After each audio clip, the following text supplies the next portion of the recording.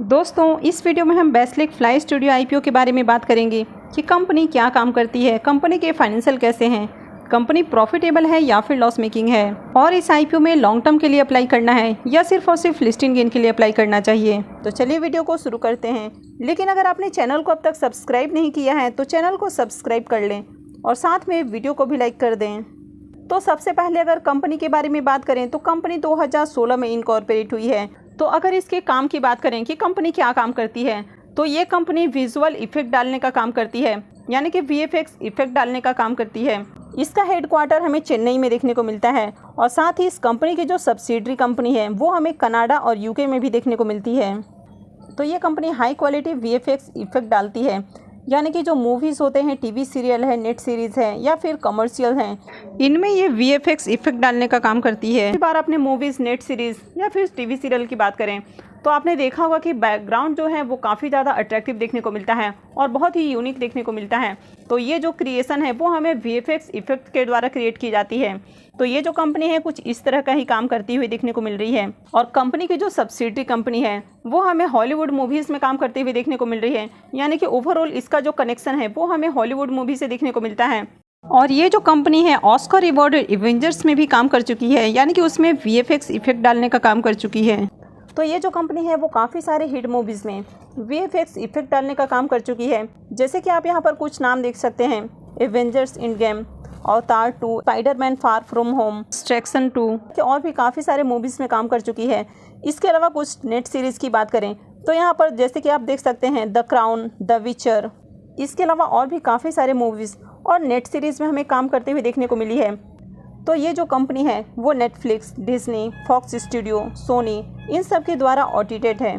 तो कंपनी के अब तक के काम की बात करें तो कंपनी 10,000 से ज़्यादा प्रोजेक्ट में अब तक काम कर चुकी है, यानी कि 900 प्लस फिल्म में यह कंट्रीब्यूट कर चुकी है।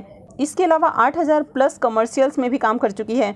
तो कंपनी काफ़ी एक्सपीरियंस्ड है। और ये जो कंपनी है ये popular movies, TV serial, net series और कमर्शियल में काम कर चुकी है, जैसे कि पिछले कुछ नाम हमने देखे हैं। तो ओवरऑल अगर कंपनी के बिजनेस की बात करें तो कंपनी का बिजनेस हमें काफ़ी बढ़िया देखने को मिल रहा है।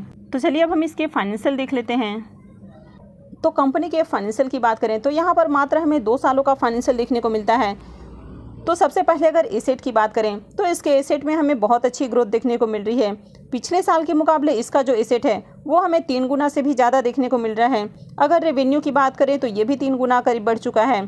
प्रॉफिट की बात करें तो फाइनेंशियल 22 में इसका प्रॉफिट 90 लाख देखने को मिल रहा है, वो फाइनेंशियल 23 में बढ़ के 2774 लाख से भी ज़्यादा देखने को मिल रहा है, यानी कि इसका जो प्रॉफिट है वो पिछले साल के मुकाबले देखा जाए तो करीब 30 टाइम्स हो चुका है, यानी कि 30 गुना बढ़ चुका है।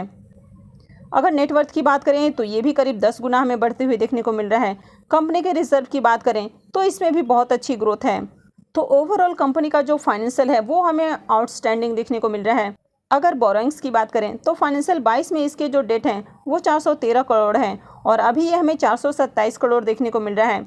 तो एक तरह से देखा जाए तो कंपनी डेट फ्री देखने को मिल रही है, क्योंकि कंपनी का जो प्रॉफिट है वो हमें काफ़ी ज़्यादा देखने को मिल रहा है। साथ ही कंपनी के पास अच्छा खासा रिजर्व भी है, तो कंपनी खुद को कभी भी डेट फ्री कर सकती है। कंपनी के पी मल्टीपल को देखें तो ये 8.08 है, यानी कि कंपनी काफ़ी सस्ते वैल्यूएशन पर अपना आईपीओ लेकर आ रही है।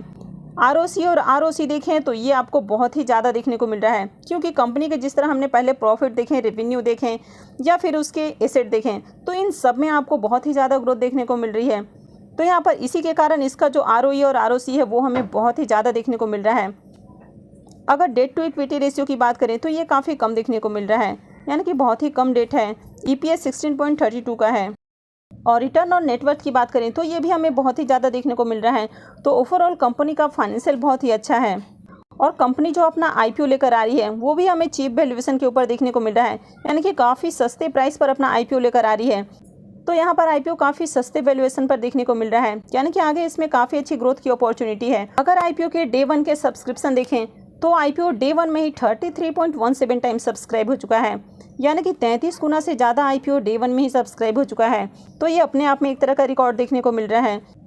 QIBs पोर्शन में आईपीओ को 7.18 टाइम सब्सक्राइब किया गया है, HNIs पोर्शन में 27.55 टाइम और रिटेल पोर्शन में आईपीओ 50.44 टाइम सब्सक्राइब किया गया है।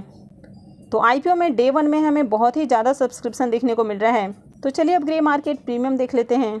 वैश्विक फ्लाई स्टूडियो आईपीओ के ग्रे मार्केट प्रीमियम देखें तो इसका ग्रे मार्केट में प्रीमियम अभी 275 रुपये पे ट्रेड कर रहा है और आईपीओ में लॉट साइज 1200 शेयर्स का है।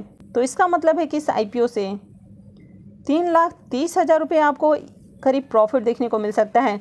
तो इस आईपीओ से आपको 283% से भी ज़्यादा का लिस्टिंग गेन देखने को मिल सकता है।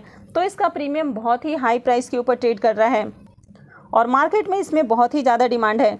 तो आईपीओ का प्रीमियम भी काफ़ी अच्छे प्राइस पे ट्रेड कर रहा है। साथ ही आईपीओ में डे 1 में सब्सक्रिप्शन भी बहुत आए हैं। तो इस आईपीओ में डेफिनेटली अप्लाई करना है। अब बात करते हैं कि इस आईपीओ में लॉन्ग टर्म के लिए अप्लाई करना है या सिर्फ और सिर्फ लिस्टिंग गेन के लिए अप्लाई करना है। तो इस आईपीओ में लॉन्ग टर्म के साथ साथ लिस्टिंग गेन के लिए भी अप्लाई किया जा सकता है। हालांकि लिस्टिंग गेन तो बहुत ज़्यादा मिलने वाला है, लेकिन आईपीओ में अलॉटमेंट मिलना काफ़ी मुश्किल है। तो वैसे इस आईपीओ में आपको अप्लाई करना है। अगर अलॉटमेंट मिलती है तो बढ़िया लिस्टिंग गेन देखने को मिलेगा, अगर नहीं भी मिलती है तो आप इसमें बाद में अप्लाई कर सकते हैं, यानी कि लॉन्ग टर्म के लिए इसमें होल्डिंग बना सकते हैं। लेकिन आईपीओ के लिस्टिंग वाले दिन कभी भी आपको इसमें बाइंग नहीं करनी है, क्योंकि आईपीओ के लिस्टिंग वाले दिन पहले तो आपको इसके शेयर्स में तेजी देखने को मिलती है, उसके बाद सडनली इसमें प्रॉफिट बुकिंग होता है और काफ़ी ज़्यादा गिरावट देखने को मिलती है। तो आप बाद में इसके शेयर्स को बाई करके होल्ड कर सकते हैं और ये लॉन्ग टर्म में आपको अच्छा प्रॉफिट बनाकर दे सकता है। हालांकि जो एसएमई कंपनियां होती हैं, यानी कि ये जो कंपनी है वो बहुत ही छोटी कंपनी होती है, तो ये काफ़ी रिस्की होती है।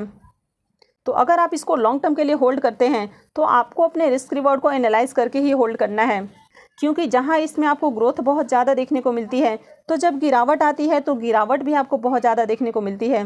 कभी कभी ऐसी कंपनियां आपको 80% क्रैश होते हुए देखने को मिलती है। तो इसलिए अगर आप रिस्क उठा सकते हैं तो ही आप इस तरह की कंपनियों में लॉन्ग टर्म के लिए होल्डिंग बनाएं, अदरवाइज आप इसमें लिस्टिंग गेन कमा के इससे बाहर निकल सकते हैं। तो आई होप कि आपको वीडियो अच्छी लगी होगी। तो अगर आपको वीडियो अच्छी लगी है तो वीडियो को लाइक कर दें और साथ में चैनल भी सब्सक्राइब करके रखें। और वीडियो को अंत तक देखने के लिए आप सबका बहुत बहुत धन्यवाद।